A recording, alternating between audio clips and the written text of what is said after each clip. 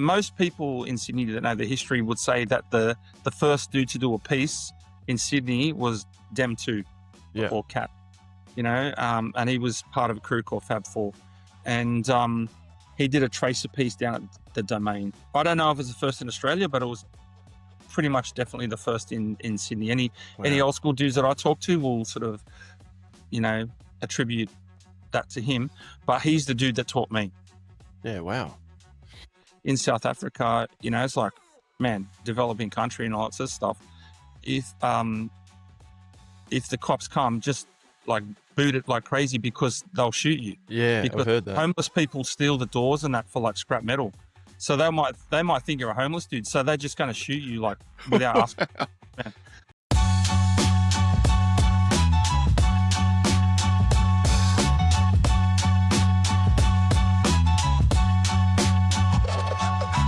So anyway, let's just start this pod off with a bit of a crack of the tin. Easy. Cheers, mate. Cheers. Hey. Well, today, mate, this is almost speechless, really. Like, you've been one of my favourite writers, absolute pioneer of the graph scene. You've been around for a very long time, brother. So I'm really appreciative of you coming on the pod, man. It's I'm just blessed to have you on. So welcome to the pod, man. Thank you for the kind words, man. It's always nice to hear that I've had some sort of positive influence, even when I don't know it, so really appreciate it. Yeah. No, I had Sam Absurd on the other day. He mentioned you, and he was talking about how much influence you had on his life, and he eventually started doing some workshops and stuff. That's what you do as well. Or I don't know if you still do, but you've done well for the hip hop community and the graph community too. So yeah, you've had a big influence on everyone, man. So I thought, you know what, let's get Mistery on. So thank you. Welcome. Appreciate it. Let's just start off with where you grew up and how you came about, man. Yeah, so I'm a Bankstown boy. Doggies? Born and bred, and doggies. And just grew up, south. It was considered Southwest Sydney then. I don't know if it still is because it seems like the borders have all changed. But just normal, riding BMXs, and I was into ninja movies and all that sort of stuff. So into martial arts, got into martial arts at a very young age. And what martial arts? Back then, I did all Japanese martial arts back then. So it was jiu-jitsu, judo, kendo, kenjutsu. And then after that, got into ninjutsu as well. Did that for many years. And now, more recently, I've been training Krav Maga as well. Oh, yeah, wow. So I'm a fan of martial arts and that. So that was my sport. I was crap at any other sport. But so that was it. Yeah, nice. So what was that area like back in the day? Well, man, back in the sort of 70s and 80s, so show my age there. I was going to say, how old are you now, if you don't mind me asking? Turning 55. Yeah, wow, okay. Yeah. I mean, it was like my school, a lot of refugees. So from Cambodia, Vietnam, those sort of Southeast Asian countries. Also at that time, there was more and more people moving into Australia from Lebanon, Turkey. So my school was pretty much thirds, like third Southeast Asian, third Anglo-Aussie, and then a third Middle Eastern or, Arab, Muslim sort of background sort of thing, So very multicultural area. Yeah. For me, like, I don't know. I wasn't into playing footy and stuff like that, so I wasn't hanging out with a lot of the Anglo kids, to be honest. And especially when breaking started, because it was just one of those things that everyone did. It didn't matter your cultural background, whatever. And so, my breaking crew was made up of cross section of everyone, Yeah, okay. And when did you start doing the breaking? So, I mean, breaking came to Australia in about 83, 84, something like that. And so I think the making of Beat Street came out in 83. Yes. But we saw bits and pieces of things, on TV, like Hey You, the Rocksteady Crew music video, which had, Rocksteady Crew obviously breaking in it. And Buffalo Gals, Malcolm McLaren. There was a few things that sort of had just little bits. Blondie Rapture, Blondie's Rapture had a bit of graph in it, and stuff like that. But we just got into breaking, but we didn't realize that it was like a whole culture. So we were b-boys, and because you were a b-boy, you did graffiti or you rapped or whatever. Or if you had a little bit of initiative, you DJ as well. But I couldn't afford decks and nothing like that. Yeah. So yeah, so I was breaking, rhyming, and my rudimentary graph. Yeah. Yeah. Yeah. Wow. So was that your main hobby and stuff when you were like, I guess not a toddler, but like going from Yeah, early like in your teenage. So, teenage years kind of thing? yeah, 12, 13. you Yeah. know, uh, yeah, breaking and all those things that came with it, but martial arts as well. So I always trained, regardless. Yeah. Yeah. Yeah. Okay. So going into your teen years, you started b-boying and stuff like that. Yeah, Did you like how far did you go in the b-boy scene? Were you like, I don't know how popular it was back then. I don't think it'd be that popular back. That was like the start of it, right? So well, at the start it was massive, yeah, but it right. was like just a trend. So it was Yeah, like, because of the like the docos yeah, and stuff, or like yeah, the like movies and the movies came out. Everyone was breaking. In your school. You'd have like multiple crews in every single school. But it was just one of those things that people got into it for the fad, and then yeah, they got out of it and got into yo-yos or skating or yeah, different things. You know what I mean? But I was actually the worst breaker in my crew. I've always been the crap breaker. I'll be honest. yeah, And right. and I think it's ironic that out of my whole crew, I'm one of the only ones that's still breaking. There was heaps of guys that were better than me, but you know, Everyone grew up. yeah, yeah, yeah. Yeah. Everyone had got a few injuries as well, but Yeah, true. but it was just one of those things that I still love it, and I'm still very connected with the scene. So I'm like hosting a lot of the events and putting on events and stuff like that. But graph was like a little bit more natural for me because I was already drawing as a kid. So they were like, in a polite way, they were like, "Oh, you're a crap breaker, but you're good at drawing, so you should be the graph writer of our crew." So Yeah. hence why I started to focus a little bit more on that. Yeah, okay. So how did you get into the drawing and stuff? Was it through school or was it watching cartoons or something? Because your style's it's not it's is it cart it's not really cartoonish, but it's It's got a bit kind of is, an but yeah. influence. Yeah, yeah. So I mean, I had an uncle that always had Mad magazines, Oh yeah. and so I'd copy Mad magazines and stuff like that, and early comics like Disney ones, man. D- like Donald Duck and Yeah. Mickey Mouse and things like that, and just copied them. I remember watching Monkey Magic on TV and Hey. trying to draw it from while watch. Yeah, from watching the show, like what you know. Yeah. And so I was always drawing, and later on in life, I ended up working for Mad Magazine as Oh, as a stuff. Yeah, yeah, yeah.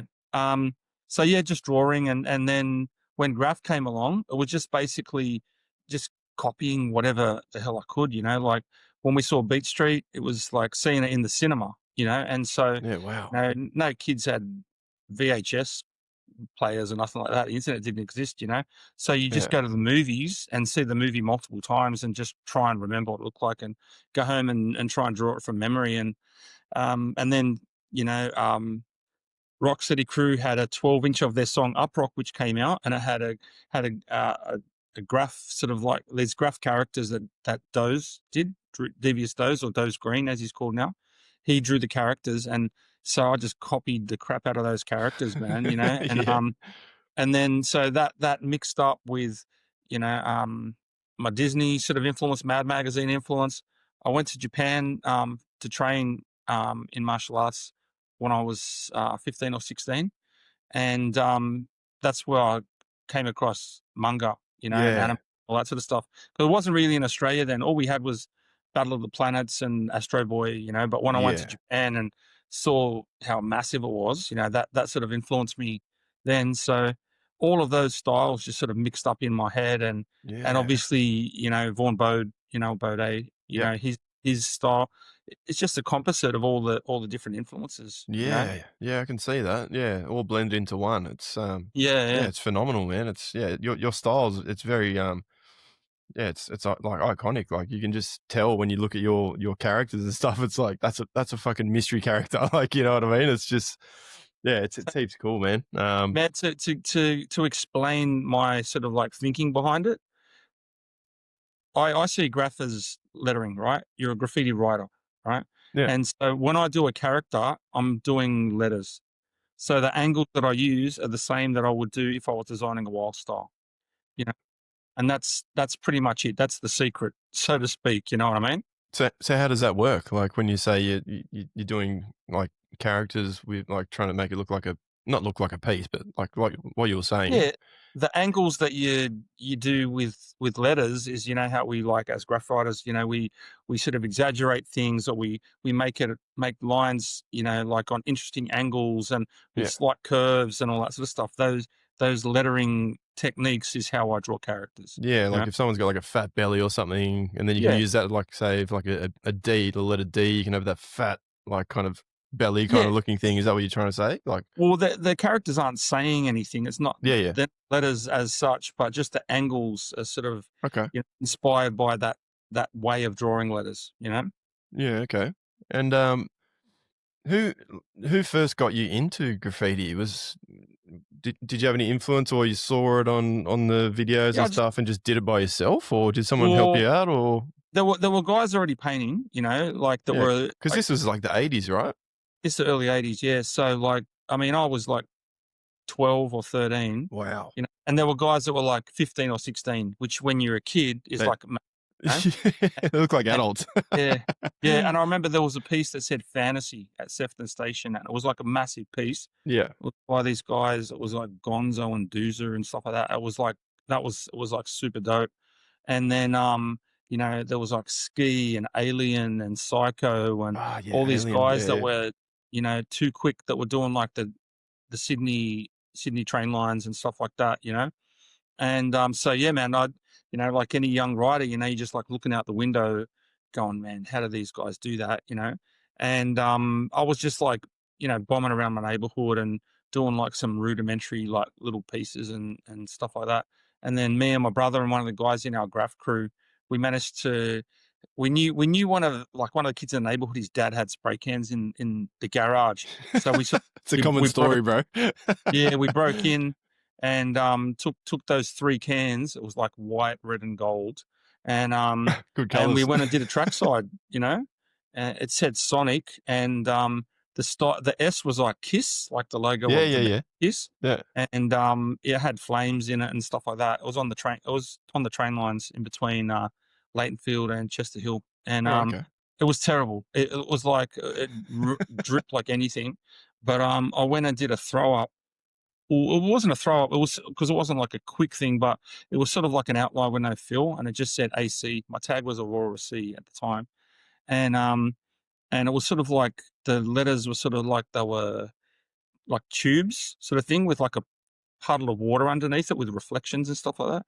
And I remember going to school and the other B boys were like, "Hey, did you do that trackside?" You know, didn't even call it trackside, but you know, at the time, did you do that graffiti? You know, and I was like, "Oh yeah, yeah." Yeah." And so that sort of got the ball rolling. Actually, one of those dudes was my homie Outlaw, which Oh, yeah.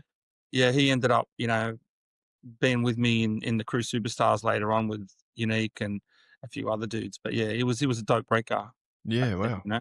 Yeah, yeah. Yeah. So was your brother involved in graph? I don't Yeah, man. Yeah, yeah, yeah. yeah, So yeah. my brother still paints from time to time. Yeah, yeah. He would, and yeah, he was living in New York up until maybe 2 years ago, Oh, and no so he way. was painting with some of the New York mates of ours and stuff like that from time to time.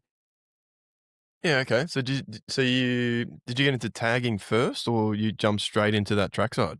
Both, both. Yeah. Yeah, we were doing sort of like little block letter things. Sometimes they were filled in. Sometimes they were, you know, like using like crayons or, you know, I had a can of brown spray paint that I got from somewhere.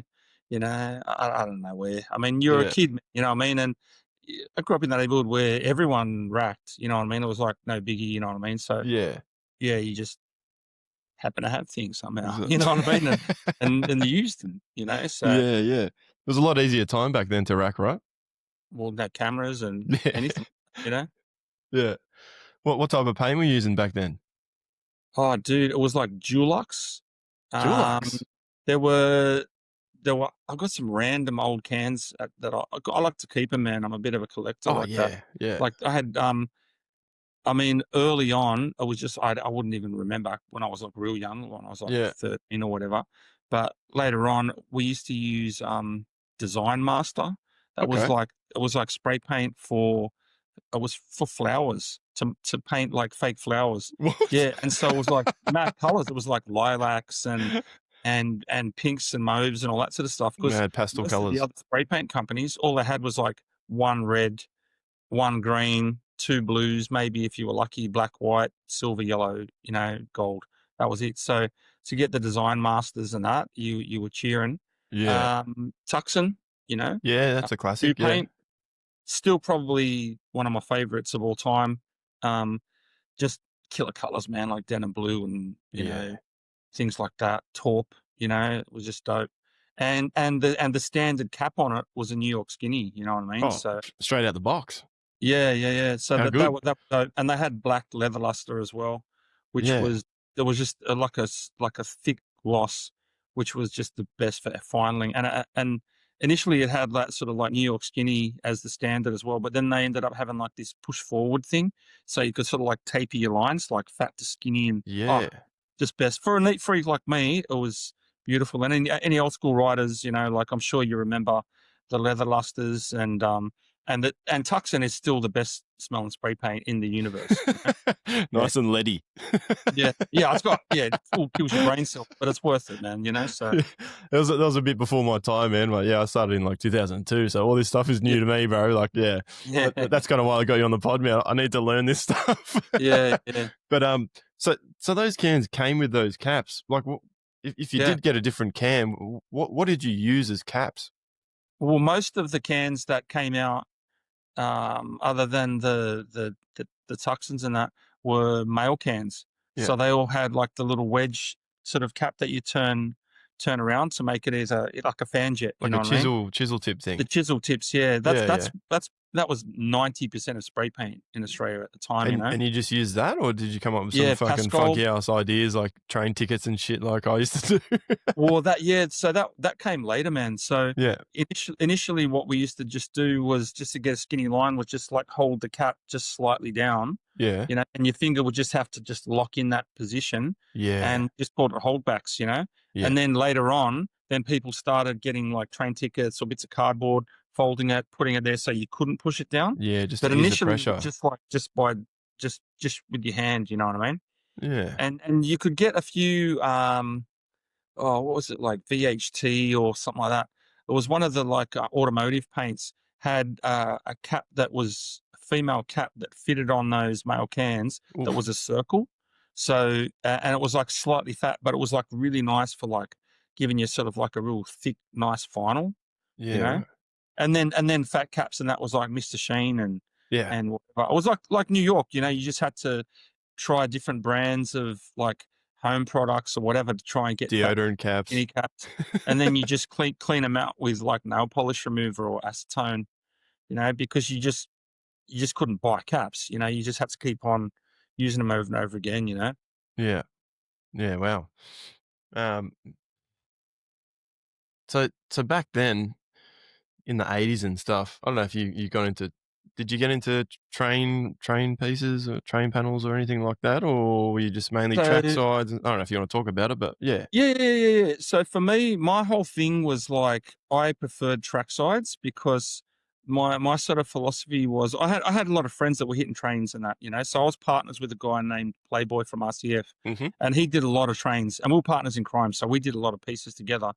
But I just knew that a lot of stuff got buffed real quick. Mm. So sometimes people wouldn't even see it, and sometimes you wouldn't even get a flick. So I was like, nah.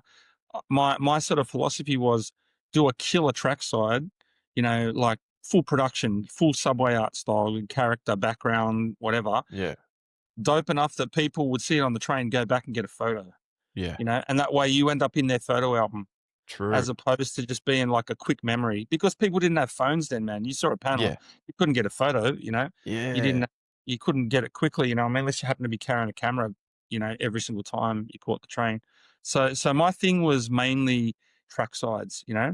That said, I still bombed insides, and we did run ups and jump downs and hangouts and all that sort of stuff. So we're still bombing trains. Um, you know, m- like I said, mainly insides. Back carriage, man, was like where everyone hung. You Yeah. know what I mean? Yeah. Yeah. And I did a few trains. So I went overseas. I did a big trip one time, and I pretty much, the philosophy was back then, I was in like a transition of sort of like heading towards doing more legal stuff. But I sort of, every country I went to, I did like one legal thing and one illegal thing. Yeah. And so yeah, in South Africa I did No way. married couple end to end. Fuck it. Yeah, Run me through that story, brother. yeah. South Africa. Wow. Yeah. So yeah, I was over there. There was like this, I forget what year it was, man. But because I've been to South Africa a few times, but one of my homies, Darko from Paris, he was there. And we're in the same crew, FBI. And yeah, and like Lumet and Escher and um Cantu and a whole bunch of other Oh, German wow. dudes were there and Cantu was stuff. one of my favorite. Yeah, he was Yeah, definitely one he's of my a favorite legend. writers ever. Yeah, same. Yeah. Yeah. And anyway, we were all there. And yeah, it ended up that my homies over there, Falco and Sky 189, me and Darko, we're like super tight with those two guys, and they were like, "Hey, why don't we just go do a train?" So we I was like, "All right, no worries." So we went, and some of the South African riders, uh, other South African riders, ended up like sort of being in the yard the same time as us, but they were sort of real like newbies. And dude, they had like their black books, and they had like their like address books, man, back in the days, with like phone number, you know, address, like real name, and then tag, like, What? yeah, and like not even like sussing out the fence. You know what I mean? If there's cars coming, like any of that stuff, just walking across the road with backpacks, Yeah. jumping over a barbed wire fence. You know what I mean? So obviously, someone called the cops, and we got raided with dogs, man. And one of the Fuck. things they were telling me there is, because in South Africa, it's like, man, developing country and all that sort of stuff. If if the cops come, just like boot it like crazy, because they'll shoot you. Because homeless people steal the doors and that for like scrap metal. So they might think you're a homeless dude. So they're just going to shoot you like without asking. Man. So needless to say, when the dogs came, we bounced big time, and but just couldn't let things go. So we ended up going to another yard, which was on the beach, man. And Fuck yeah. and so it was super easy, man. We just dug under the sand, mate. You know what I mean? And Dug out yeah, of the trenches. dug up underneath, and yeah, did two end to ends, married couple, and yeah, four namer, Fuck. and yeah, man, running train, got footage of it running and all that sort of stuff. I was going to say that'd be a nice backdrop for your photo. You got a nice photo of it with the beach in the background and shit, or was it facing the other way? Nah, because we only got like early morning shots, and then we got the video when it was like full sun. You know, Yeah. we went back later. Yeah. Yeah, did another end to end in Belgium as well. Ooh. So yeah, with Neon from Germany, and also Darko from Paris as well. Yeah. Yeah, How'd that go? No dramas? dude, it was crazy, man. We were over there for this festival. I hope this doesn't get anyone in trouble, but yeah, we're over there for this like big graph festival, and there was like riders from all around the world, sort of thing. And yeah, they were like, "Who's down to here to train?" I was like, "Yeah, let's do it." And we had to drive out somewhere, and it was like in the middle of this area, because I think like my homie Darko, he speaks French and German and English, but out there they speak like Flemish or something. They were telling me. Yeah. So it ended up that we thought we got raided, and so me and Neon, we ended up in like some, like, I don't know, like carrot farm or something, man. You know what I mean? Yeah. And Darko had gone, and Neon's English it was limited at the time, you know, and my German is non-existent. And we were like, but neither of us speak Flemish as well. We're going to end up like homeless dudes, like walking around, and people will see us on in the background on the news or something one day.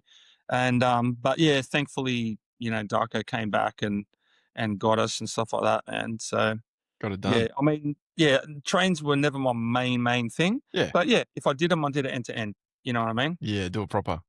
Yeah, yeah, yeah. Yeah.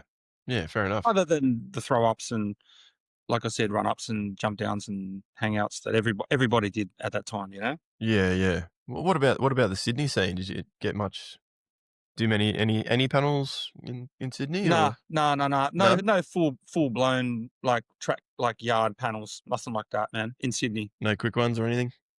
nah, not Just really, throw man. ups, run ups, whatever? Yeah, just throw ups and stuff like that. You Yeah. know?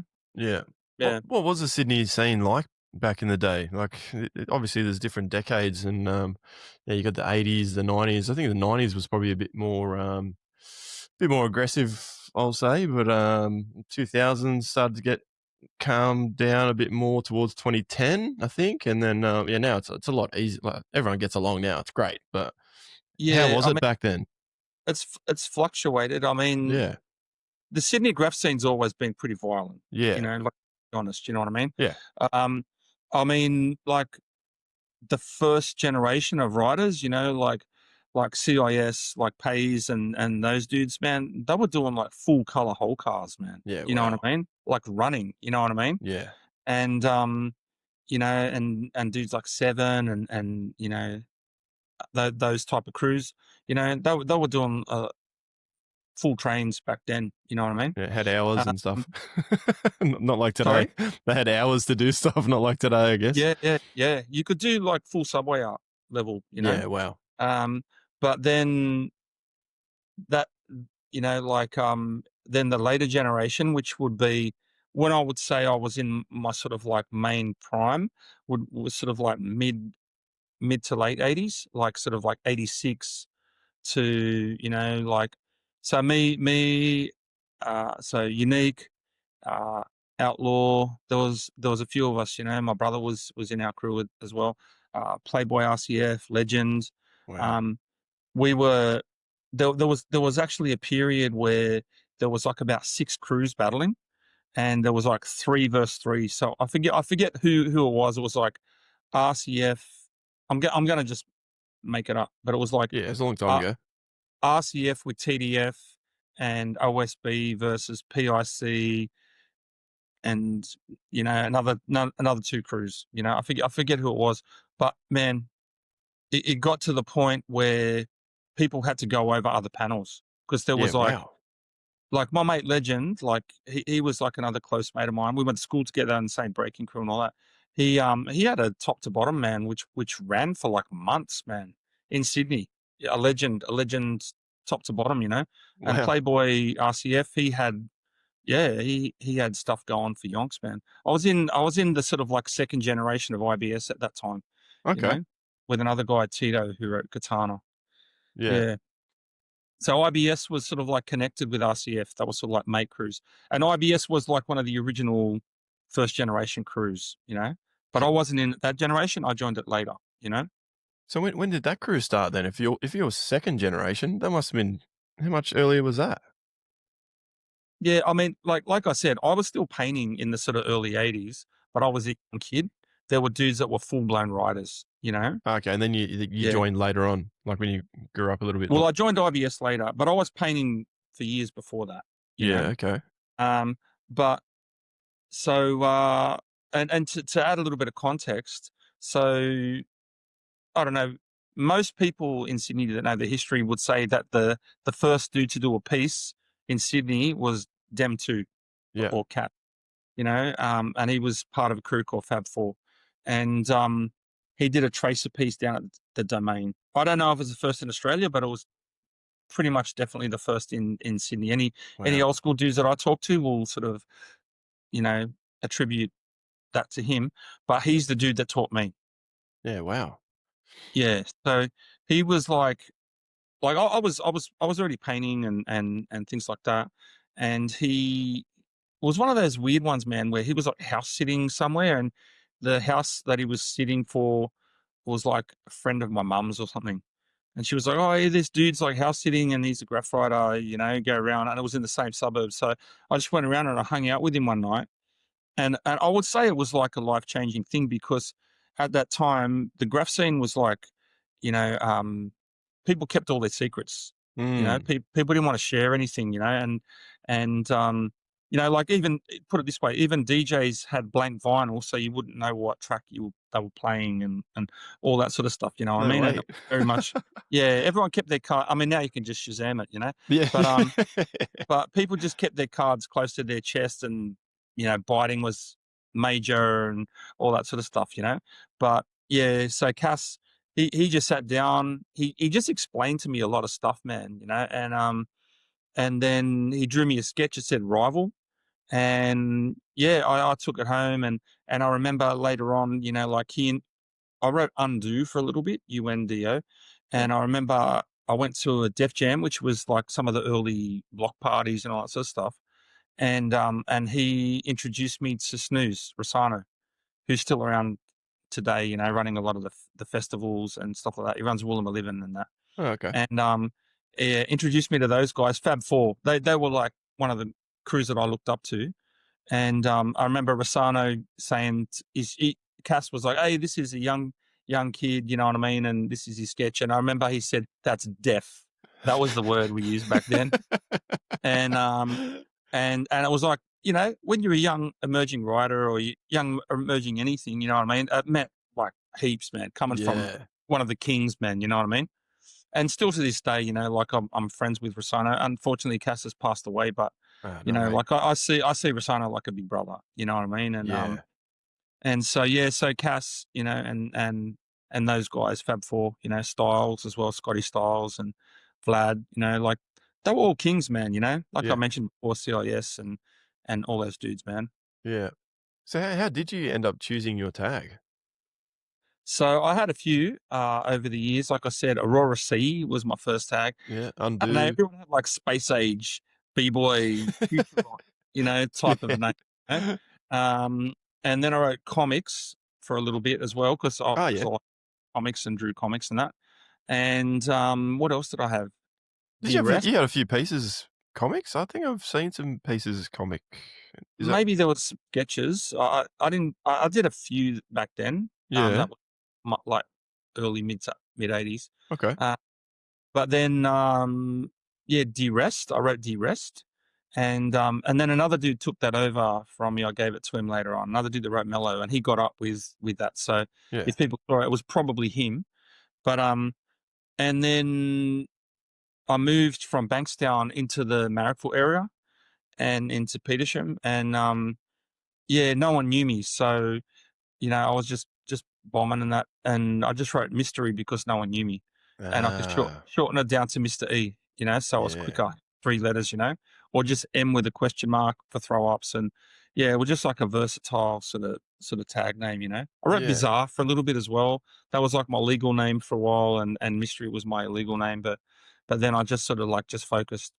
I sort of like, who cares, man? I just use Mystery. Yeah, yeah. Yeah, nice. So who were your favorite writers and well, we'll start off with favorite writers. I'll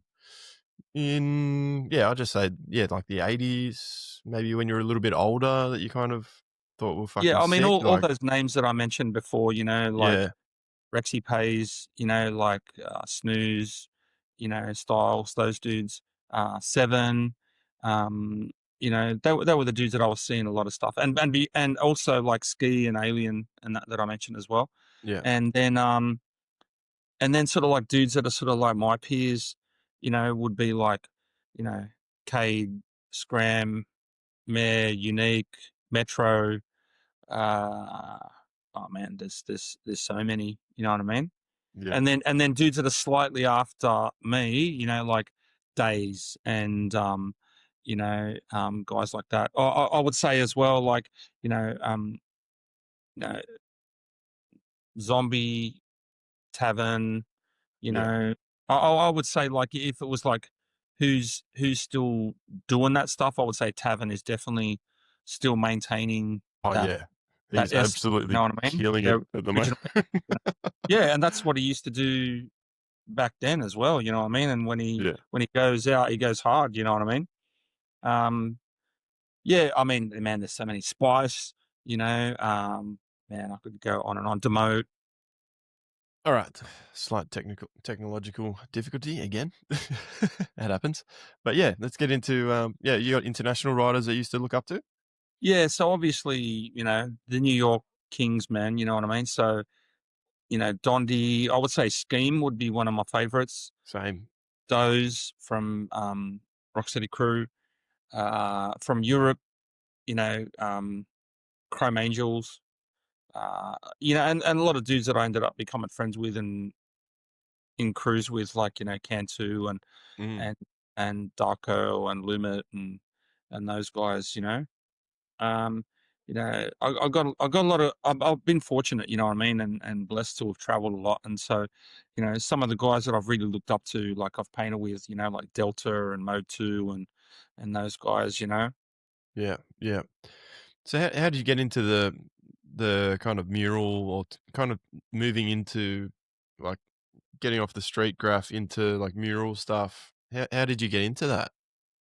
Well, for me, even when I was doing track sides or, you know, just legal walls, I would never just like. I mean, not never, but would often put backgrounds and clouds and flames and characters. It was just like that's what they did in Subway Art. So that's what I thought graph was. You know, you didn't just only rock letters, like you would add to it. You know what I mean? Mm. And so you know, me, Unique, and I, you know, when we were Superstars, we were doing like productions in the sort of like late 80s, man. You know, Yeah, I've seen cool, photos. Yeah. big ones, you know, and actually, one of my homies, Seams, who did the Martin Luther King "I Have a Dream" Oh yeah. painting, film, Yeah, yeah, he yeah. he sort of took me under his wing in about 87, 88, and just helped me to sort of like like I did a Cat in the Hat piece next to a Cat in the Hat character that he did, Yeah, and yeah. it was you know the top of a two-story building, like the second story of a terrace. You know what I mean? Yeah. And that sort of got me, you know, getting higher than just being on a milk crate on my mate's shoulders. You know what I mean? And Yeah. doing bigger walls, and so that was sort of like the norm. And you know, Unique and I, especially, you know, we were doing pretty big productions in that particular time. But then I went to Europe, and then I was like, "Oh, damn! This is what people are capable of," you know. Because Yeah. I'd seen them in graph mags and all that sort of stuff, but to Yeah. see like these In massive, person. yeah, yeah, it blew me away, and I was like, "Man, I got to lift my game. I got to get to this level," you know. Yeah. And, Where was that specifically? Like, Germany and France, you yeah, know, okay. those countries, man. Wow. And, and I remember coming back to Australia, you know, just going, man, that's what I've got to maintain that here, you know, Yeah. and that term street art did not exist, you Yeah. know, like, and so for us, like writers were doing those big quote unquote murals, you know, but we had letters in there, you know, Yeah, yeah, yeah.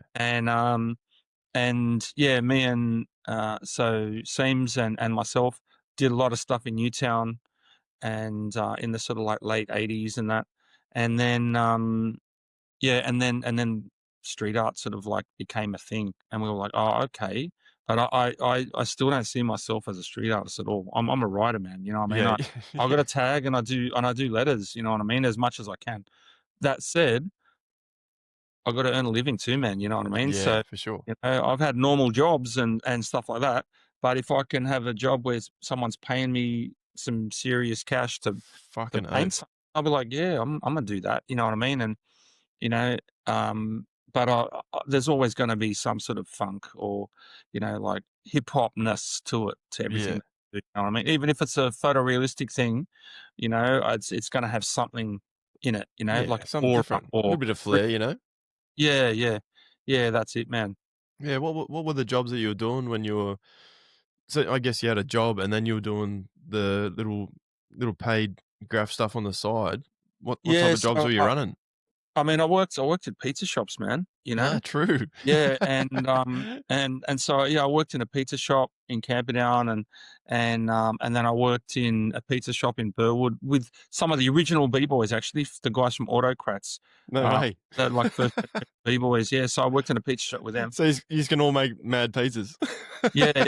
What's actually really funny about it too is I always worked for Italians, Yeah. Calabrese and then Sicilians. Yeah. And then when I did my DNA, it turned up that I've got like a percentage Italian, you know what I mean? No way. But I had no idea, so that's probably why I ended up working at pizza shops. But and then I ended up just working in a factory, like driving a forklift Oh and yeah. packing paper and bits and pieces. It was one of those things, man. When I finished school, my old man was like, "Hey, you need to get a job," Just get any job, doesn't earn matter. your keep, yeah. Yeah. And dude, I was getting paid like $180 a week for Yeah. Fuck all. for 5.5 days. No, yeah, 5.5 days work, man. It Yeah. Wow. was like nothing. And then it ended up that when I started getting a few more graph jobs, I was like, Dad, I'm get this one job is 3 times what I'm getting paid, or Yeah. four A times. month's wage in one Yeah, work. yeah, Yeah. Yeah. that's it. So I managed to sort of pull away from that. But the youth work thing, how that came about. So I do youth work. Yeah. Is that whole thing that Cass Dem 2 sort of like instilled in me of like passing on, the skills to the next generation. Because my whole thing is like, how's graph going to survive if no one's passing on the Exactly. the the Yeah. tools, mate? You know what I mean? Yeah. And they had this thing once in Marrickville where Marrickville Council, uh, there was a lot of graph writers in Marrickville at the time, and there was also a lot of street gangs, and I was involved in both, and so they picked different gangs to work with that did graph. And crews to work with like different people, like the different dudes that do the roads and stuff like that. And then um and so we painted like their caravan, but we worked with that team, you know what I Yeah. mean? And yeah, and so it ended up that it was through a youth center, Marrickville Youth Resource Center. Oh, okay. And then it ended up that because that ended up in the newspaper or something, then some other people contacted the youth center and said, "Hey, can you send some of your guys to teach our young guys that are just like doing tags and some basic graph?" And so they were like, "Who wants to do it?" I was like, "Oh yeah, I'll give it a bill." I didn't know anything about teaching, and some will say still don't. But I ended up I ended up just going over. Man, I don't even know how old I was, like 16 or 17 myself. You know what I No mean? way. Yeah, and I was like, "Yeah, this is how you do it." But I was like, "How do you do it?" I hadn't taught. I knew how to do it, but it was all just instinct. You know what I mean? So then Yeah. I had Yeah. to work out, how do you teach this? You know what I mean? Yeah. And listen, we all know graph's not something that you can teach. Yeah. It's kind of Takes a sort long of time. ironic, but you Yeah. can give people hints. You know what I mean? And and Mm. and little tips, man. You know what I mean, on Yeah. how to not strip, or how to get a nice sharp final outline, or whatever it was. Just And basic so letters too. Yeah. yeah, how to add funk to your letters and Mm. make flow and connections and all that sort of stuff. So, I just sort of fell into it, and dude, I'm still doing it. So um yeah, working at NYRC then, and then I worked over on the northern beaches. Met a lot of like the TNS guys and Oh stuff like yeah. that. Yeah. I was Yeah. working over there, and still mates with all those dudes. And yeah, now I work for Street University. So that's Liverpool, Mount Druitt, Yes. Penrith. At the moment, while we're speaking, I'm actually up in Newcastle. So they're setting one up here, and Yeah. there's Okay. ones in Queensland as well, in Southport. And So are they run through something, or is that your own kind of business thing, or is it? no, no, it's an organisation. So back in Okay. the day, there was the Wayside Chapel. It's still there Yeah. in the Cross, and so that organisation became the Ted Noss Foundation, and Ah. Ted Noss Foundation runs Street Uni, yeah, and Yeah. Okay. it's in Canberra as well. And so initially, when Street Uni started, it was a lot of hip hop heads that worked there. So MCs, b boys, DJs, producers, all that sort of Sick. stuff. And so Yeah. Public Enemy, Chuck D actually opened it. You know, What? yeah, yeah, yeah. No Came and way. came and cut the ribbon, and When was and this? this was 2007, 2008, something like that. Fuck. And Wow. yeah, over the years, man, like we've had Rocksteady Crew come through, like one of Rocksteady Crew, New York City one of the New York City Breakers, KRS One came and did a Yeah. I saw you did a KOS piece for Yeah, you? yeah. Was that the time when you did that? Yeah, yeah. So he came out and so my homie Trent, he was organizing the tour and he said that KRS wanted to sort of like he's like a neighborhood guy, man. He wanted to connect with people on the grassroots level. He's a legend, yeah. Yeah, and so he hit up me and MC Trey and said, "Can you guys organize like him to like go to youth centers and meet with Yeah. indigenous groups and stuff Yeah. like that?" So we lined that up, and so we got to travel around with him, like around the country Fuck. and stuff like that, and little bit of a thing as well, trivia thing that Trey and I actually recorded a track with him, which has Fuck yet to be off, you released. did. So Did ya?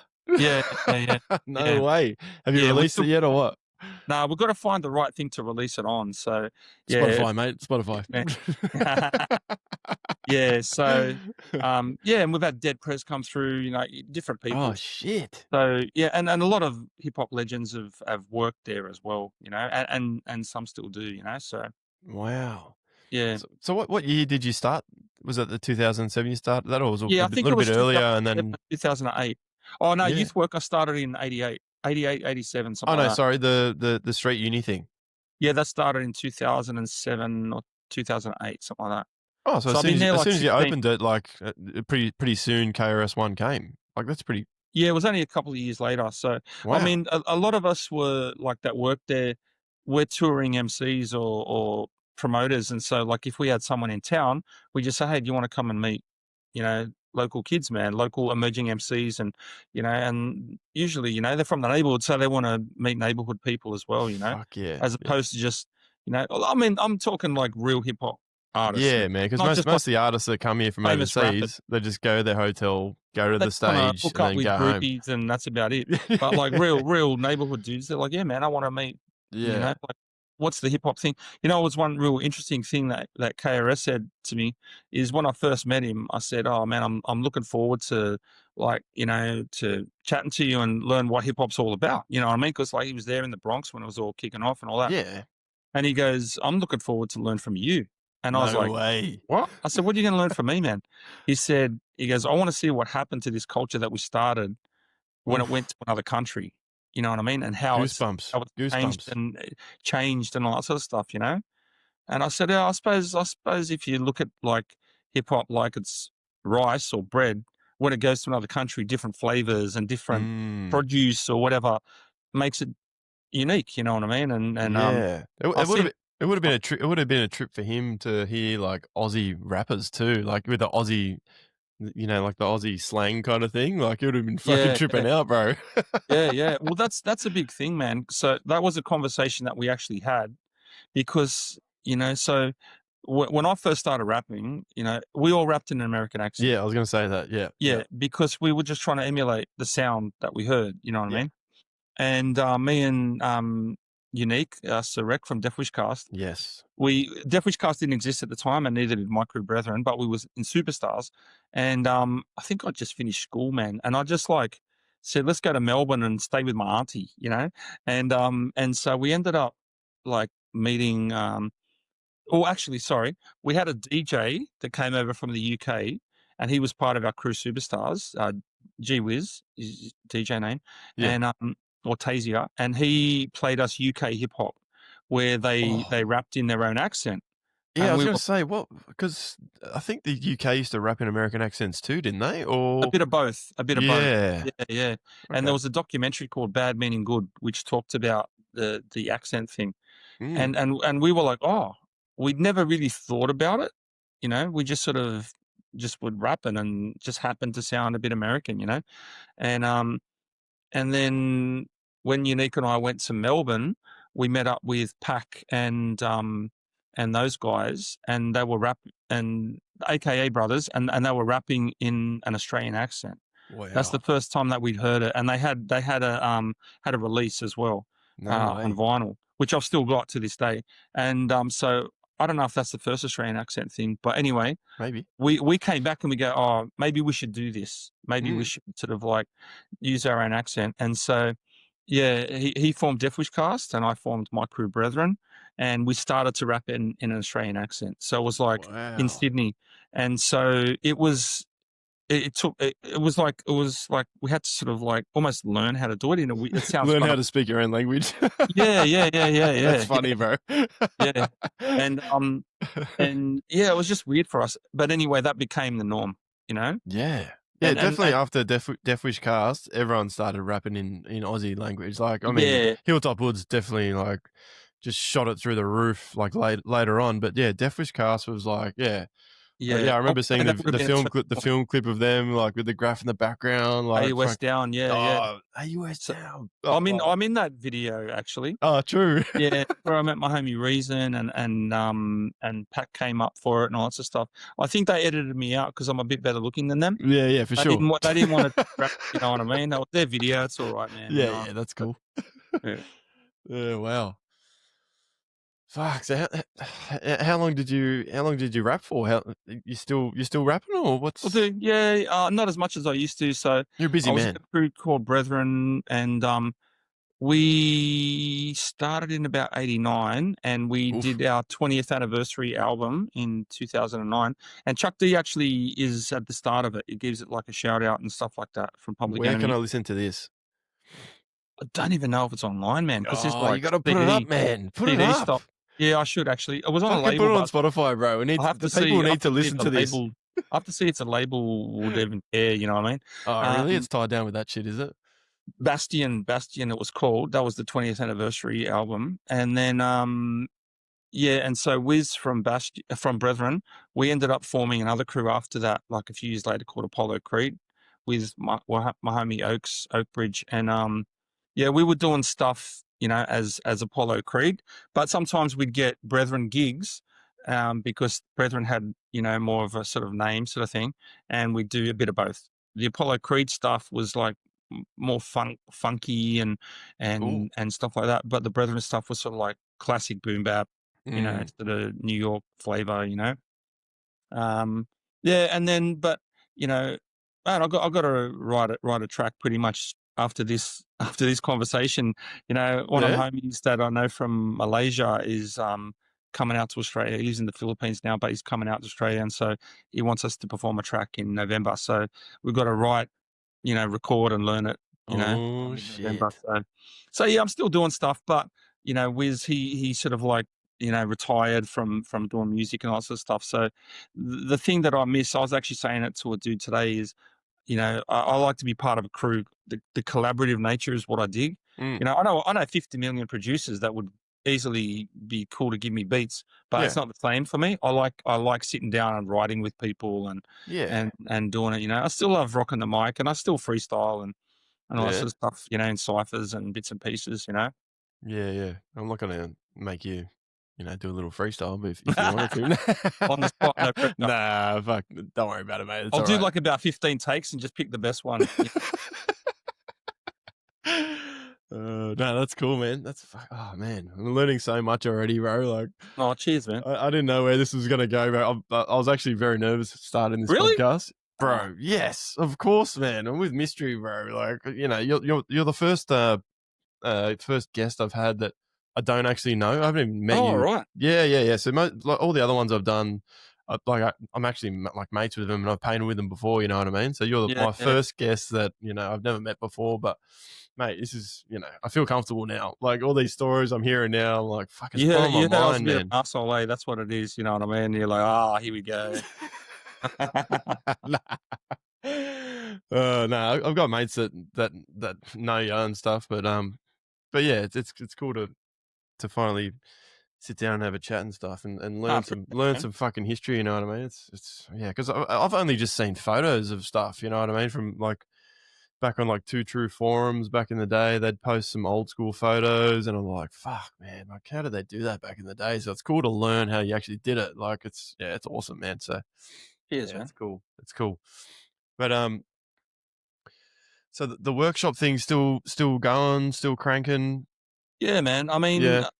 things graph changes and evolves Mm, and all that sort of stuff. You know, like I remember a few years ago, I would often get young dudes coming in that, you know, they'd be brought in by juvenile justice or whatever because they'd been busted, you mm, know, and you know, or dudes doing community service or whatever, and then they'd come with me and work on a mural, man, for the community service or something like that, and You'd rather be doing that for community service than picking up fucking rubbish on the M4. hardcore, hardcore, clean up dummies or whatever. They'd appreciate Yeah, that way more too. Like, yeah, yeah, yeah. yeah. So, and I've had so many young dudes come through that, on the gear or Mm, hardcore mental health stuff or, crazy stuff at home, mm. that I've seen just go Domestic some on shit. well, man, get a job, have a family, Yeah. whatever, still paint, do and do their thing, and a couple of them gone on to have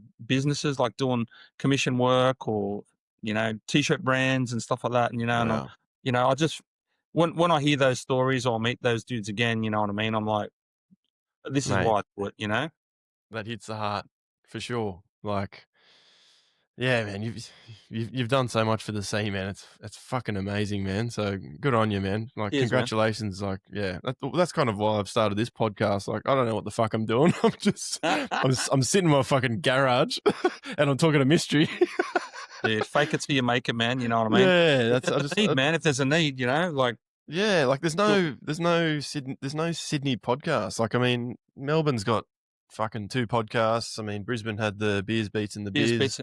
Yeah. We just don't have anything, and I thought, fuck, you know what? Fuck it, I'll run the torch for Sydney. So fuck it. I don't know what I'm talking about, but you know what I mean. I'll start it. So Yeah. For just like a specifically graph one, yeah. I have spoken on podcasts in Sydney, but it wasn't yeah, graph exclusively focused. Yeah. yeah, that's what I want to do. I want to get some old heads on, and teach the young kids about the proper graph and where it all came from, and give back, and hopefully get some businesses that want to I want to promote all the businesses. You know what I mean? It's Yeah.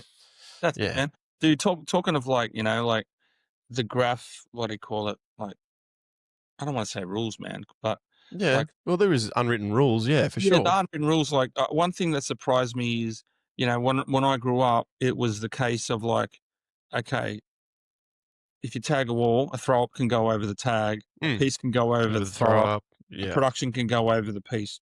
Mm. But now it's like if There's someone's nothing. tagged the wall, they consider that that's ownership.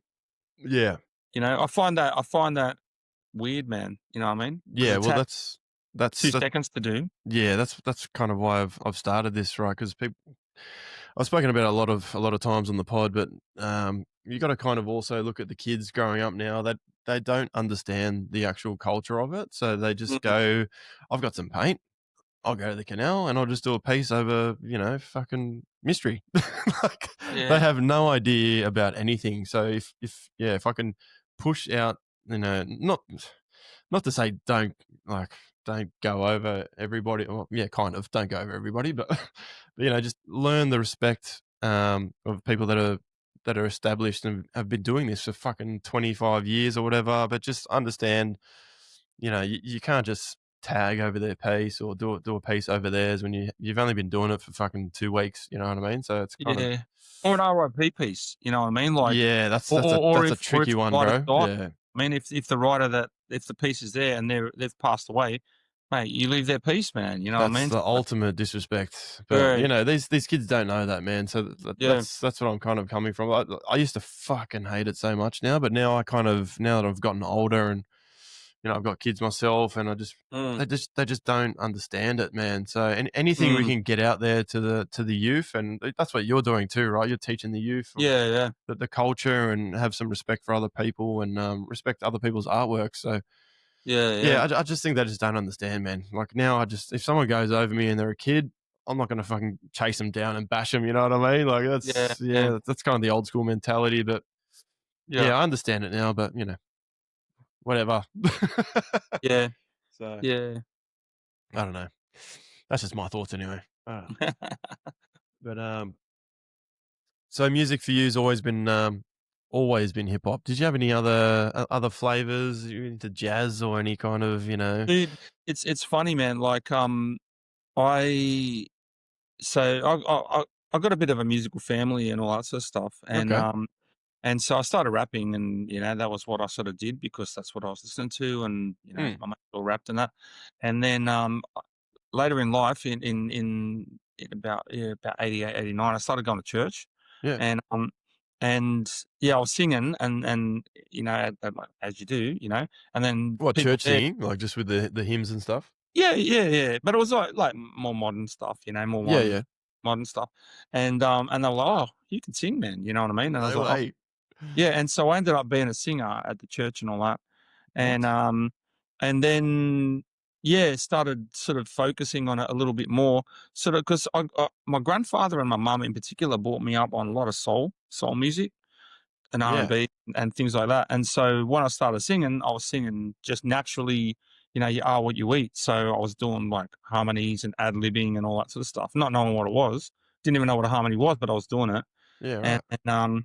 and they were like, "Oh, dude, you should do something with that." So then, yeah, I ended up like singing like R&B soul stuff with, you know, different crews and stuff like that. I ended up You getting have off you the have record deal as tracks well. of you singing? Only I did a memorial to one of my mates that passed away, and I did a duet with his sister. Oh, wow, that's It's beautiful. sort of like soul to soul sort of Wow. vibe, you know what I mean? But other than that, I haven't really pursued it. I'll be honest. Yeah. But I got a crazy story, Bart. Yeah. This interesting one. Flop it out. I so I started in what year is it? Yeah, 20 years ago next May, like a hip hop sort of church, So it was like a church service but hip hop style, Yeah. And so rapping instead of singing, everyone raps. Or if there is singing, it's like reggae or soul or Ooh, that'll funk, make it more you know? interesting than normal church. Yeah. Yeah, yeah. And we have breaking in it and graph and everything. And True. anyway, and so this dude approached us to be like the house band for this like charity event. And we were like, "Oh yeah, cool." And then he was like, "Oh, but can you?" And so it's like the roots. So we'd Yeah, sometimes yeah. rap with the live band, sometimes we'd Yeah. sing whatever, some funk song or whatever. Yeah. And he said, "Oh, can you do like a Coldplay song and I forget who it was, man, What? like something quite, Can you do a sad, Coldplay song? sad sounding. And I can yeah, see and I you was like, singing Coldplay. yeah, and it ended up that I was like, "Oh, dude, we're a funk band, man." You know what I mean? And he goes, "Oh, it's actually the theme of our charity." And I said, "Oh, if we can do it like a funk style version, Mm, all good in the hood." You know what I mean? mm. And so we ended up picking two songs, and we did them sort of like funky. I don't know if you know Brand New Heavies, but sort of Brand New Heavies, or even the Commodores. Let's just say the Commodores or whatever, right? Yeah, yeah. He did that sort of style. And then about what was it, like about a week or two out, he goes, "Oh, actually, can you do an In Excess song?" You know? And I No said, worries. "Oh," yeah, and I said, "Oh," I said, "I'll be honest, man, I never really grew up on rock, what I mean? So I don't really know that much of their stuff." But anyway, he goes, "You can pick any song." And so we found one that was like quite bluesy, the song Mm. By My Side. And because he goes, "Oh, because In Excess is gonna be there." What? Right? Yeah. And we No were like, "Oh, way. dude, no pressure." You know what I mean? Like singing Fuck. one of their songs in front of them, you know what I mean? And but we go, "All right, we'll do By My Side." And then yeah, like 3 days out or 2 days out, he goes, actually they want to play it. What? But Michael Hutchins had died, right? So they Yeah. go, "Can you sing?" And they're gonna play, So you're gonna be right? the lead man. Yeah. And so it was like some of the guys, it was the NXS guys and our band, and we did By My Side with NXS, man. You know what I mean? What? Yeah. I have And never heard this story before in my life. dude, You're a fucking rock star, mate. you have. But the interesting thing is yeah, so they were sitting at the charity, with my brother. And the dudes were talking and they go, "Oh man, that dude actually went all right, man. Maybe we should bring him on tour with us." Stop it. Yeah. And then they came over and my brother goes, "Well, actually, man, yeah, it's my brother. Go ask him." And they came over and they said, "Would you be interested in coming and being like a backing vocalist for us?" Yeah. What? Yeah. And I was about to become a pastor, and go to and Bible college and all that. And I'm like, "Dude, I've had a bit of a past, man. You know what I mean? I Yeah, can't yeah. be going on You can't be a tour, rock star, mate. sex, Fuck. drugs, rock and roll is Yeah, like yeah, yeah, yeah. I can't be in that environment anymore." Yeah. So I was like, "Oh man, thanks for the offer. I'm honored." You know what I mean? But yeah. So how weird's that, eh? It's just so random, bro. That is fucking random, bro. Yeah, yeah. I've got to get the video because What? You yeah, got video of it? I've got a photo with them, but yeah, the video. Of you singing with them? Yeah, yeah. It's someone video. The guy from the charity. I've hit him up a few times, man. because it's Fucking such a random story, man. that is I was not expecting that for, for you Dude, jumping on this, bro. dude. When they asked us, I was like, "What?" What haven't you done, mate? What haven't you done? Can't cook for peanuts, mate. I'm king of the Migor ring. That's about it. Fuck. Wow. Where do I go from there? I'm fucking. Should we just end it here? No. So we're talking music and stuff like that. Yeah. So Yeah. I love my music, and Yeah. where I work at Street Uni, we've got a studio. The sites, and a lot of young dudes have come through. A lot of the drill dudes have come through Street Uni as well, man. You know what I mean? Oh, you got a studio there. Yeah. So Oh, I everything might we have ru- to do my we podcast from there. yeah, everything we do is free. True.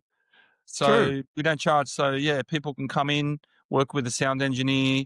You know, No way. some of the guys produce, so they can teach production. You can record.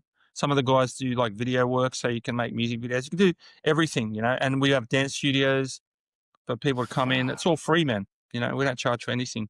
Wow. That's awesome, man. Might have to come in there and do another podcast with you live. Come in, man. Come in. Yeah. Yeah. I'd be keen for that. But yeah. So, how did you get into like being a pastor?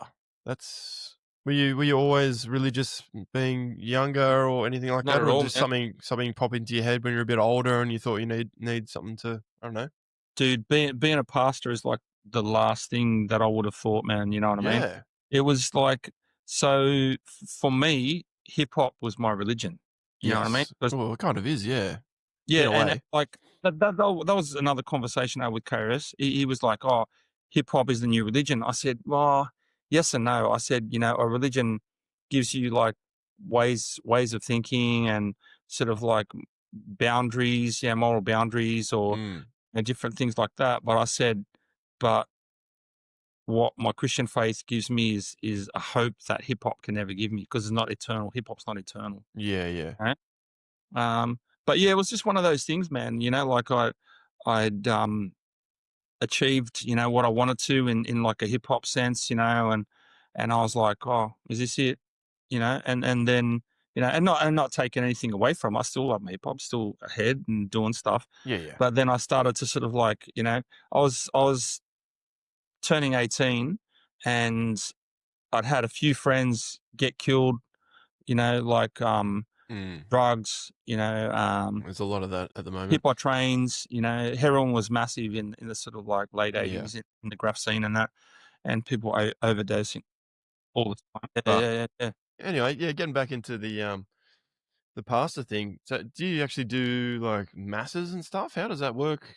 Yeah, so I mean, just to add the context, because it's the last thing that I ever wanted to do. I would say, you know what I mean. It wasn't anything Yeah. that I considered, but like I said, I started to ask the big questions.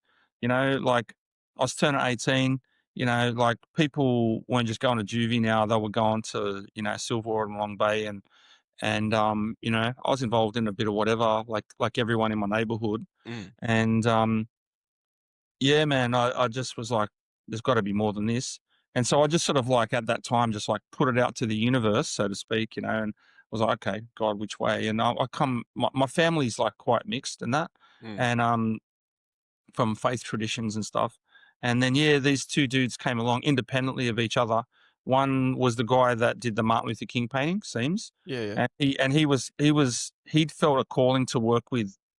He'd read about the gangs of Sydney at the time, and I was involved in one of the gangs in Newtown, and he sort of took me under his wing and sort of explained to me a little bit about how to pursue graph, like as a profession and all that. But also he shared like about his faith and stuff. And I was a bit like, oh yeah, that's good for you. And then another dude who I was just finishing up at school, and he came to our school, and he was from mongrel mob background in New Yeah. Zealand, Wow. and we were all, yeah, like I said, we were all in gangs and that. Yeah. And yeah, he sort of shared a little bit of his story, and I was like, how can you come from that? And he was a pastor as well, and I was like, right, Right. that's kind of random.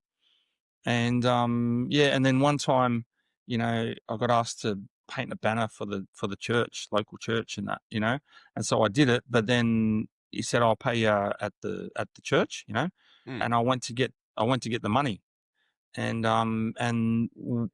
yeah, and when I went in there, everyone started singing and all that sort of stuff, and I just felt something, It was a and I was like, calling. yeah, and I was like, this is, I don't think I can. I know that God's real, and It I can't deny it pulled anymore. you in, kind of. It was just like I could feel it in my chest, man. You know what I mean? Mm. And I didn't go there expecting anything. I just went there to get money, mate. You know what I mean? Yeah, that's Off funny. the dude, Wow.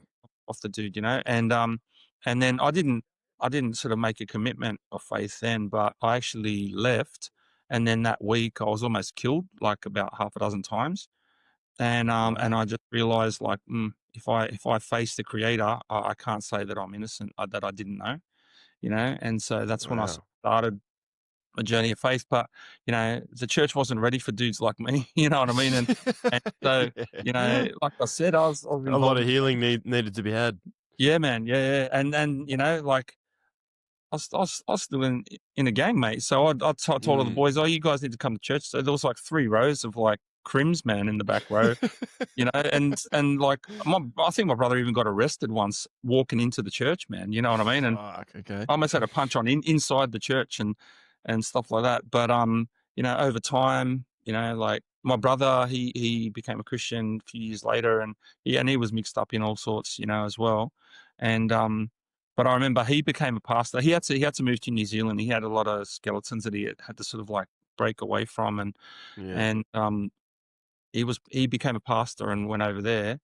And Wow. then a few years later, he said to me, "Hey," he goes, "Why don't have you thought about pursuing that sort of thing?"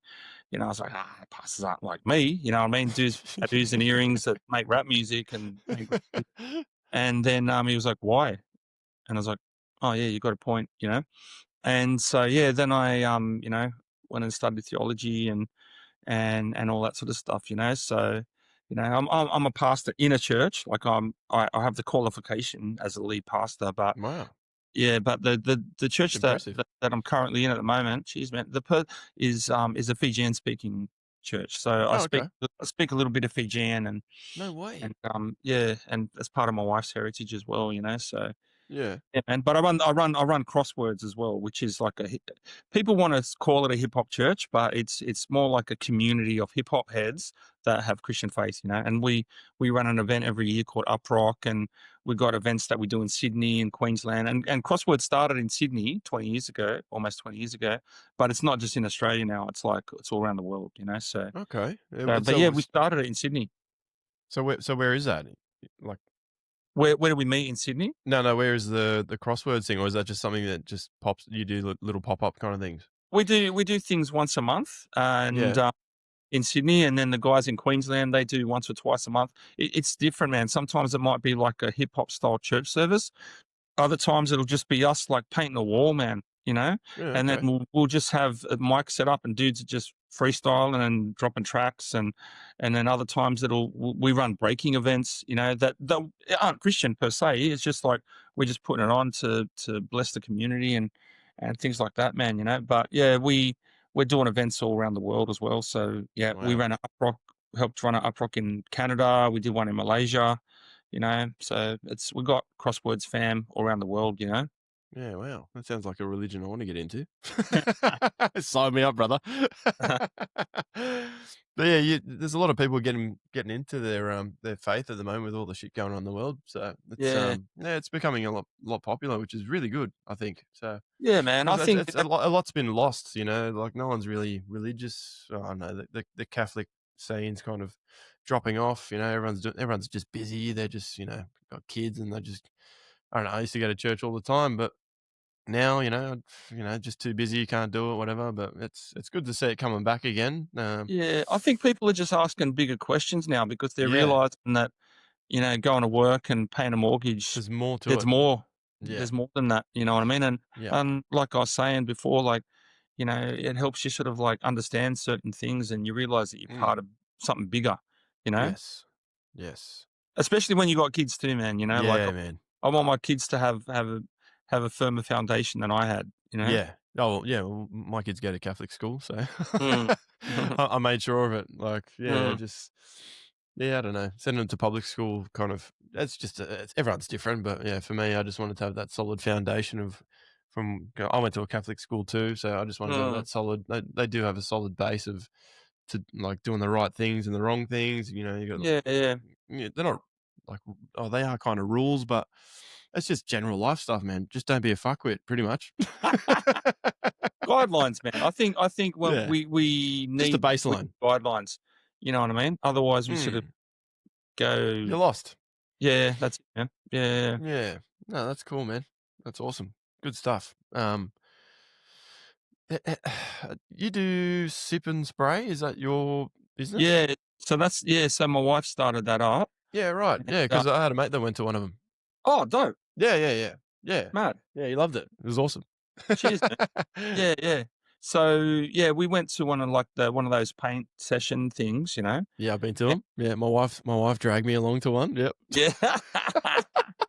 And we're, I'm just getting we're, pissed and just drawing some stupid shit. yeah, yeah. We're to cater for dudes like yourself that want Yeah, to get one there that was you no like. spray Enjoy. cans there. So I was like, what the Yeah, fuck are we going to yeah. do with a paintbrush? Yeah.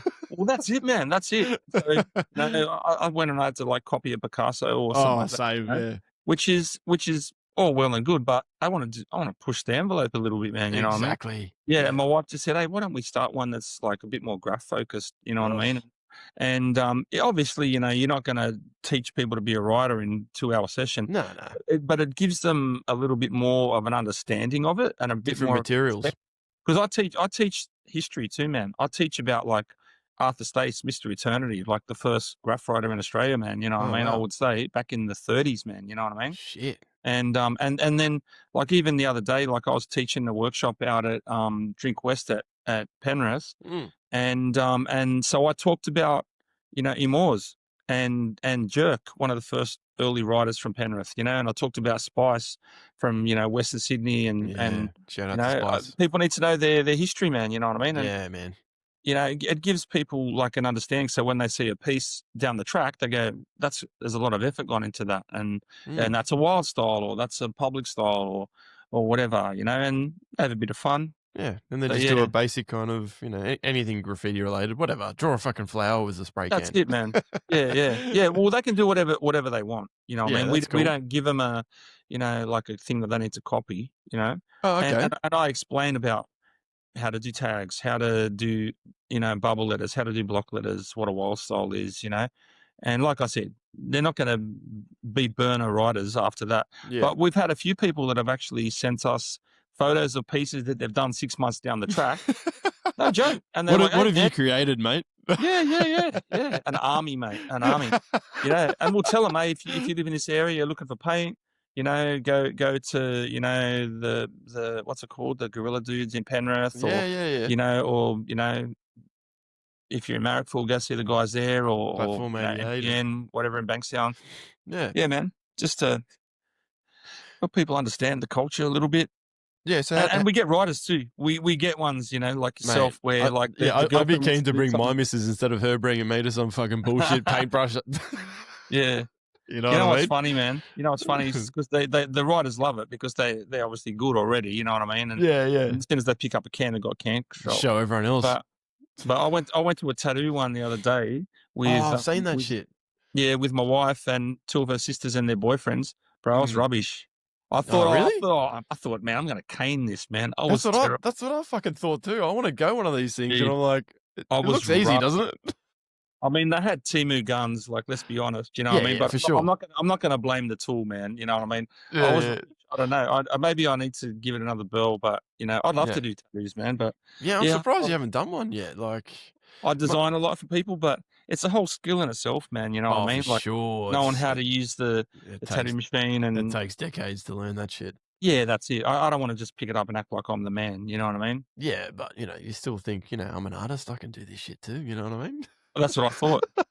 Well, mate, Little bit. I need to go do that too, just to fucking, You alright, might you might kill it. Maybe it's just me that's crap. I okay, don't know. yeah, all right, I'll go. I'll take the missus. Give it a burl. Give it a burl.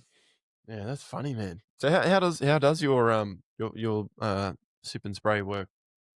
So people just book. There's a website called Class Bento, or at the moment we're working out of Drink West in Penrith, Oh, okay. and they just book. We have different sessions. Sometimes we do like a little canvas. Sometimes we do a wall, like or boards or whatever. Do you have Uh, your own individual canvases like the other yeah, ones yeah, do, or yeah, okay? yeah, Yeah, yeah. yeah. Other times, like for the young kids, we do like custom cans. We just get dead cans. Mm. We paint them with patterns and stuff like that, and then the kids do artwork on the dead cans. Oh, We do that's cool. sneaker sessions as well, where people bring in kicks, and one of my homies,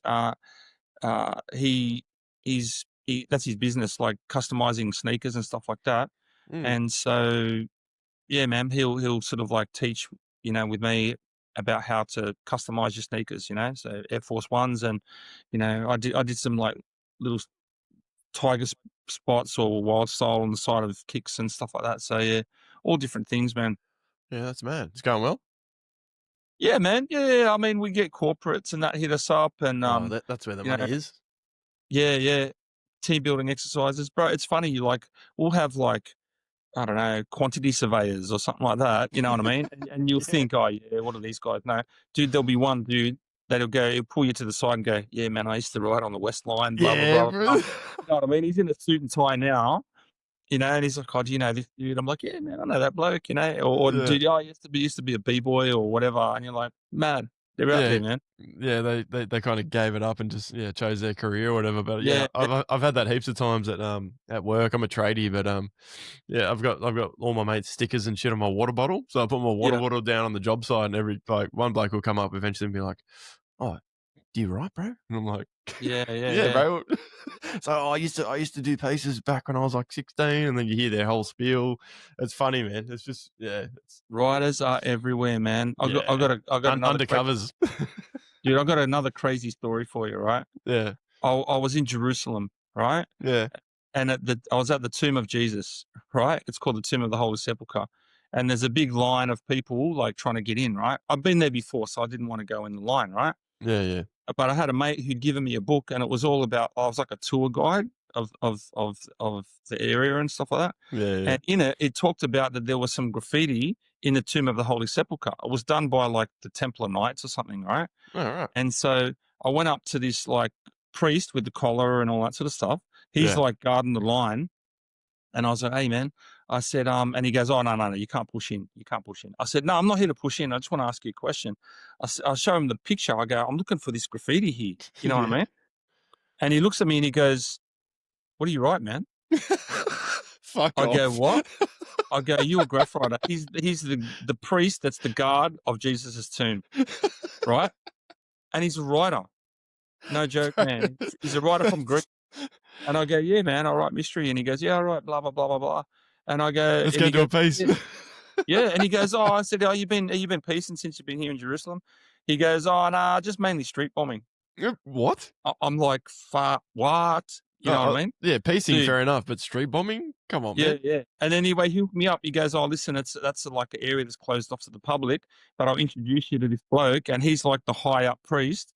And he took me down, man. And there was like this crazy ancient graffiti, like 1,500 years or something. I don't know what it was, So what does that look like? Just writing, right?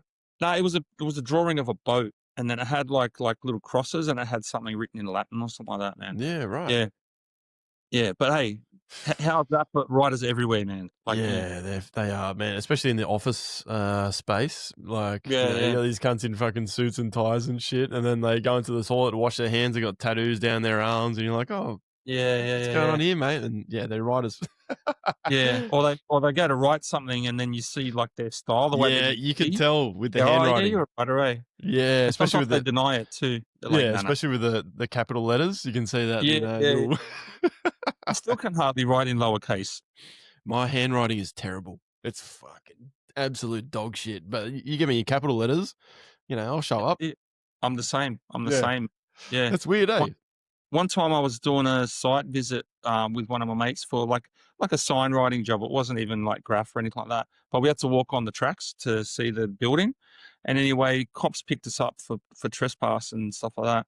And I was like, oh man, I can't let them know I'm a writer because they're not going to let me go if they suspect I'm a writer. Yeah. And they were like, can you just put down your details or whatever?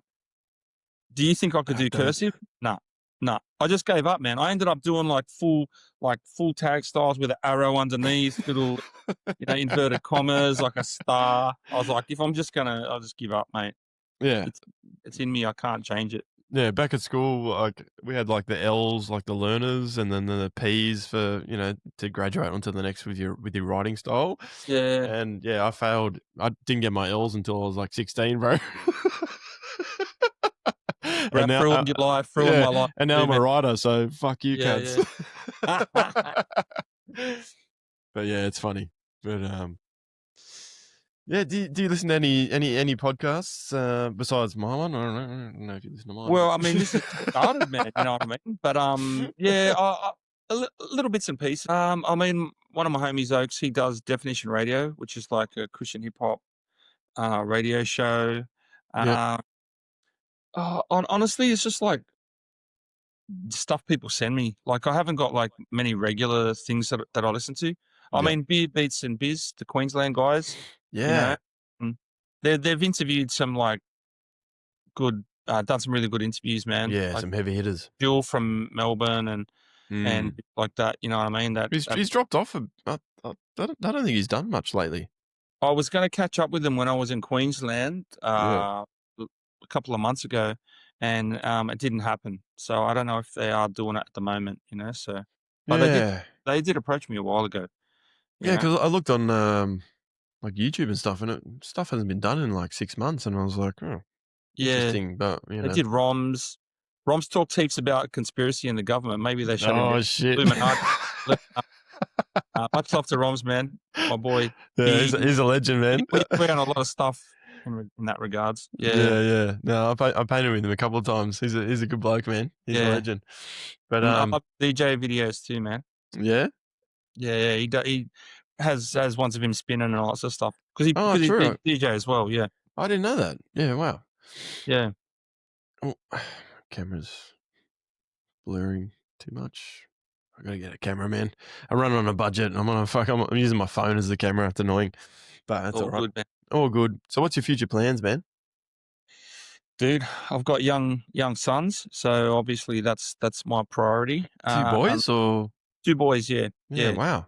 Congrats. Um, they're thanks, man. So they're young, so formative years. Mm, Um, develop this crosswords thing. I've got a few business things I want to sort of develop. Hip hop related. mm, But like, dude, I'm 55 this year, yeah. and I can't be in 10 years' time climbing up and down scaffolds doing multi-story building paintings, man. You know what I mean? Yeah. So I've got to come up with other things that can, bring the income, but Not as mate, hard I've done work. with graph. Like my whole skill set is to do with graph, so it has to be hip hop related. Yeah. Yeah, just exploring that at the moment, man. Yeah. Yeah. Is there? All right. Last question, mate. Mm. What is like any advice that you've got over the years? Like, there must have been a lot, like growing up. What's the best advice you've ever gotten, and that's kind of stuck with you today? Yeah, I mean, there's heaps, but Yeah, I can imagine. the first thing that's actually come to mind is kind of random. One time I was working, just doing some labouring work at this theatre where my dad worked, and I was just moving stuff and all that was with a mate of mine and just the regular workers. And I remember one of the bosses there, he came out and he goes, "Oh, move this over there, move that over there," and all that sort of stuff. So we sort of doing it. And then my dad, who was also in a sort of leadership role there, he came out and he goes, "All right, boys, we're going to move this here. We're going to move that there," you know. And talking with the guys later, they said, we like the way your dad does things because he's not above us. He does it with us. You know what I mean? And Yes. and so yeah, I've sort of taken that on as like being a leader is like, yeah, my old man, like when the dudes that worked for him, they were like, hey, we like the way your dad does it. You know what I mean? Like he works with us, man. You know what I mean? And that sort of stuck with me, and I've always thought, there's that saying, it's like a bit of a joke where it says, "Oh, he who thinks he's a leader and no one's following is merely taking a walk," you know? Mm, And, so I've been sort of put in various positions, like as a youth worker or as a pastor or, even as a parent, man, you know what I mean? And a husband and stuff like that, where you know, I have a responsibility, man, you know? You know what? One thing that I'm noticing of like working with young people now is there's very little accountability, mm, and I think that that's a value that we've lost, you know? definitely. We need to be accountable for things, our actions, and don't get me wrong, you know what I mean? Like we've got past, and we need to move past things, and we need to forgive, and all that sort of stuff. But self accountability, I reckon, is undervalued in this day and age, man. Yeah, it's yeah, a lot of people blame, Everything. mental issues like these days. It's a whole thing. It's like, oh, I've got anxiety. Everyone has anxiety. Like that's a natural thing. Like it's if you don't have anxiety, you're not a fucking human. Like everyone feels Yeah, anxious. I was anxious to do this podcast, you know what I mean? But I'm not saying, oh, I can't do this podcast because I'm anxious. So that's it, man. the accountability thing is it's real. Like yeah, that's what I try and teach my kids anyway as well, man. Like it's Yeah, yeah, that's great advice. So but yeah, man, I think we might end it here. And I just want to all good. say, man, like I really appreciate you coming on the pod, man. Like you are one of Sydney's greatest like history fucking graph heads, like just anything hip hop, man. Like shout out to you, man. Like I really appreciate you Thanks. coming on, man. Like yeah, I don't deserve this really. Ah, I'm what just a you do, shit man? kicker. You take an initiative, bro. You take an initiative, man. Good on Yeah, you. yeah, thanks, A lot man. of people talk about things but never do it. That's You're right. doing it. Yeah, thank you, man. I'm trying my best anyway. But yeah, if there's anyone you want to shout out, your business and whatever, any mates, any homeboys, whatever. Yeah, obviously shout out my beautiful wife. Like I'm away from the fam at the moment. I'm just working up in Newey, and my son's Enoch, Kentucky, and yeah, all my crosswords crew, you know, um, all my homies out there. There's a lot, too many to name, Yeah, for sure. but I got mad love for the scene. It's not always easy, our graph world, but like I got some true friends and brothers in the scene. So much love to all the writers out there that are changing the world, man, with artwork. Yeah, beautiful message, man. All right, we'll end this here, eh? Thank you very much. Legend. Cheers, man.